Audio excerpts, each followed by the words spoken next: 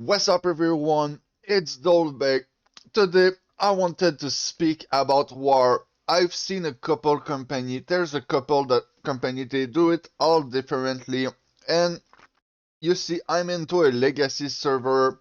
I've seen a lot of war between real player. Like if you go into a fresh start, you're just gonna dominate everybody, farm people, it's gonna be easy. But right now we are speaking about the real war in legacy server. Like let's say that the war into fresh start server almost doesn't count. Like the reality is legacy server people are just used to do war since the start of the game and they are just better at it. There's not somebody that just improvise himself as a shot caller and decide to be like shot calling and it's working for some reason. It's not gonna work into legacy server. You need to get experience first. So the big mistake that I've seen is uh, I've seen people they have some plus one group. Let's say that you have a plus one group there, a plus one group there. And if you ask, like, if your plus one group is three mage over there, and you want them to pressure the back line over there, those mage, if they push past those team right there, they can do it briefly in and out. But what is gonna happen is you got some bruiser team. Let's take this like the enemy team. The bruiser team, they are fighting between B and C non-stop, and they're just coming back and forth. And if you overextend into the road by this side over there, you're gonna get punished by the bruiser Zerg that is just gonna come here and then you are gonna have no way out. And you're gonna have to come in there, be onto the wrong side, and come back into the back line. So to make it not happen, what you need to remember is this flag right there is taken and you have people that respawn there. So if you want your plus one to be able to reach the back line without risking their life, because if they push past the melee and they are mage, they're gonna have huge chance to die if the other team is good. We are talking about good team, not a bad team that you can just go in their back line and play for free, alright? So every time there's gonna be a respawn, they're gonna come into that direction over there. It's gonna create some reinforcement.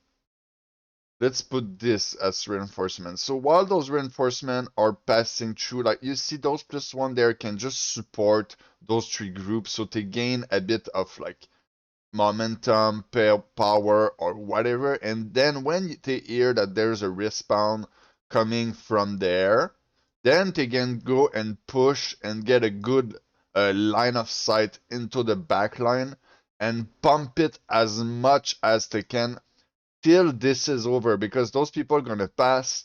They're gonna take the respective position. They're gonna maybe even reach that other point over there. So after this momentum is loose and the group 7 gonna start struggling because there's gonna be too much people there, then you can back off with group 7 and go back to your main spot just to keep helping group 9, group 8 to keep their position, because when group 9 and group 8 lose their position or just don't do their job right, what is gonna happen is you're gonna have some kill squad player passing through, because you see group 9 and 8 sometimes gonna be placed like this, stuff like that, and you're gonna have some kill squad player passing through. And if those are being unpunished, this is a big mistake that your army gonna do. And this is one of the reason why having the plus 3 supporting the group 8 in this area gonna be a main thing, and they need to be able to punish the people who are overextending. You need to always be able to punish people who do mistake. This is the base of PvP into many game. The good PvP player will not do too many mistakes, so you need to just keep your position, play your position till someone do a mistake and then punish it. It's not by pressuring whatever. Like if you think you're just gonna jump into the back line, kill everybody and make the war win like this, it's just not gonna happen. So there's a rhythm into the war, and the rhythm is based on the bruiser. The bruiser is like group 4, 5, 3, and 6. And they have like a 2-point squad, but you're gonna see the 2-point squad 1 and 2 are just there to enable the bruiser in one way. And the same thing for group 8, 7, and all other group. The only goal of an army is to enable the bruiser because the bruiser put the rhythm of the war, and there's another main key that put the rhythm of the war, and it's the respawn. So you base all your strategy on the bruiser fight and the respawn, and whatever you're gonna do is just to enable your bruiser to be able to let them live. Protect your healer so your bruiser can live, and disable the other bruiser by sometime pressuring the healer when you can and when it counts. Because if you're there just pumping their backline for no reason, it's not really what you need. Like if you select a target altogether, it's gonna die. Sometimes you can throw like some spell into the backline, but if you're just there, just pumping there, they're just gonna like change position. They're gonna target you too because if you overextend past your melee, you are the main target. Like you're a squishy mage, 150 con. Just make no sense to be there and be able to live. I mean, like if you're able to live there, it's because the other army sucks, seriously. So this is basically it.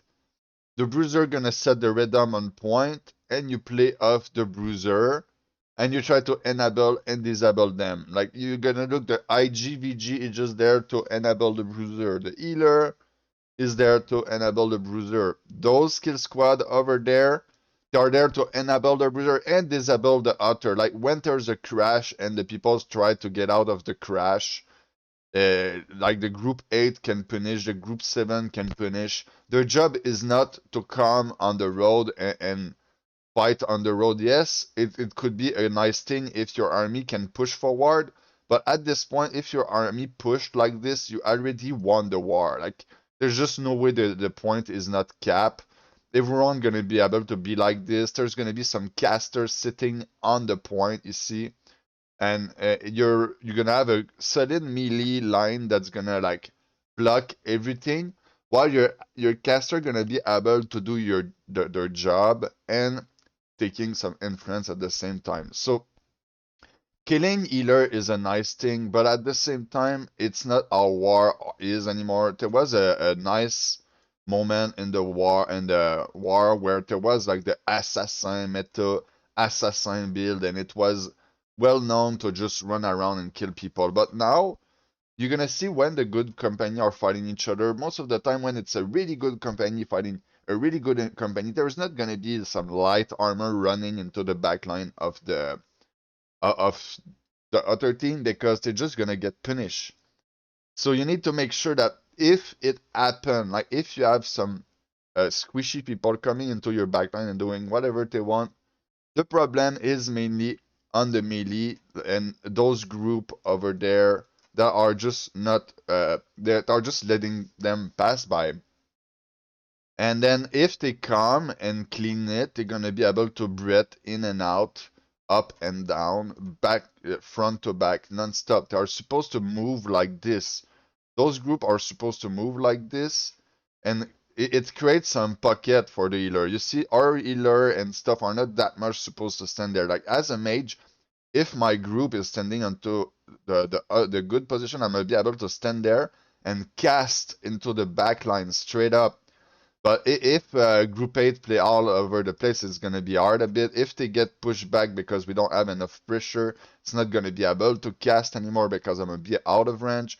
So helping Group 8 to push forward is one of the main step of being able to dump on the back line. Because if I'm a mage and I push past Group 8 and I'm not getting punished, there's a it's just not possible. It's not supposed to happen. If I'm there and I'm surviving as a mage into the backline, that just means that the enemy team is bad, you know?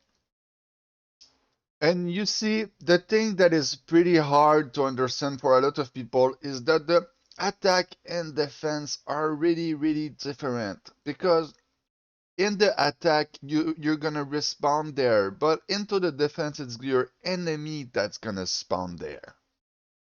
So you're gonna have some team that are gonna rotate between C and B.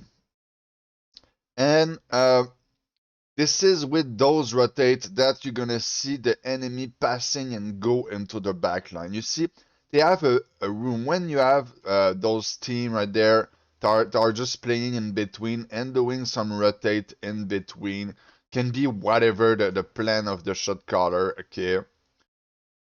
And then they are coming back. Let's say that this is like this, and then all those group they are gonna come back together at the same time. It's gonna create a zerg that are all walking by, and during that time, that those light armor, the mage or the melee, they are gonna be able to just pass during that time and hit a bunch of people. And when that rotation is gone, and you're gonna see people coming back to the other point, they're gonna go out because they're gonna have no support anymore. So the moment that you need to learn to breath in and out when you are in defense is different when you are into attack if you are onto the strong side. Because if you are into the strong side, you're gonna wait for your team to rotate, to push, and have some support. It's gonna be just way easier for you than try to pass through like 8, 4, and 9 alone without any support. So the you passing by the other side, it's almost like a no-no. It's only if your group 7 is winning because every time that you're gonna do that, you're gonna have some respawn wave coming into your back and punishing you while doing it. So the dynamic of all the play you do in defense, in attack are really different, and the same tactics cannot be used. I'm gonna make more video every day on my channel. Sometimes gonna speak about war, some about PvE. If you want me to explain something better, if you think that I failed the point, just say it into the comment section. The main goal of those videos is to have the people say what they think. You can react, you can try to negate my point, whatever. I'm there. This is content, speaking about strategy, having everyone who's interested to speak about strategy, they can just go and say whatever they think about it, and every shot caller can learn about it, read the comment section, ask a question or whatever.